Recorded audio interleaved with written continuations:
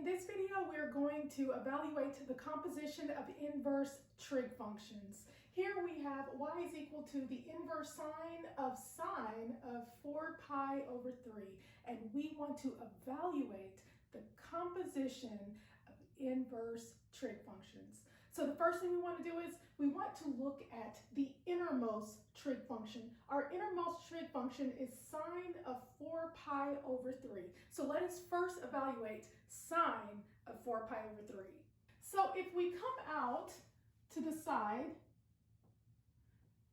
and write sine of 4 pi over 3, we want to first look at our input value. Our input value is 4 pi over 3, and we want to consider the domain of sine. The domain of sine is from negative infinity to positive infinity. Sure enough, 4 pi over 3 fits within negative infinity to positive infinity, so we can continue. Next, we observe the unit circle. If we draw a unit circle,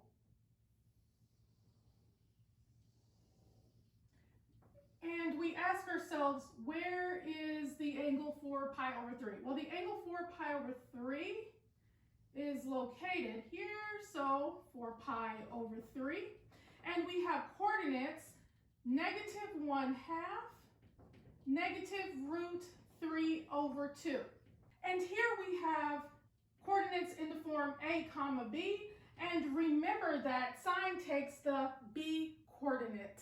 So here we see that sine of 4 pi over 3 is going to be negative root 3 over 2. So we say that sine of 4 pi over 3 is equal to negative root 3 over 2. Now we can just simply replace our innermost function with negative root 3 over 2. So I'm going to say y is equal to sine inverse of negative root 3 over 2. So now we have a function that we are a little bit more familiar with. We have a function in the form y is equal to sine inverse of x, where x is equal to negative root 3 over 2. So now we need to consider the domain of sine inverse x. So what is the domain of sine inverse x? The domain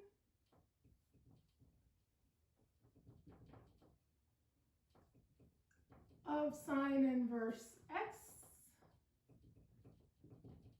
is from negative 1 to 1. And so we check our input value is negative root 3 over 2 within the domain. Yes, negative root 3 over 2 falls within the domain of negative 1 to 1, so we can continue. Now we take the sine of both sides. So we get sine of y is equal to negative root 3 over 2. Now we want to ask ourselves, where on the unit circle does sine of y equal negative root 3 over 2? Well, we already found one location. We know that at 4 pi over 3, we get negative root 3 over 2. However, if we go into the negative direction, this angle is also called negative 2 pi over 3. So now we want to know, is there any other place that sine of y equal negative root 3 over 2? Well, it also occurs at the angle 5 pi over 3. And if we go into the negative direction, this is also called negative pi over 3. And we have coordinates 1/2 negative root 3 over 2. Now we can't just choose any value for y in our ultimate answer. We must consider the range of inverse sine. So the range of inverse sine of x is from negative pi over 2 to pi over 2.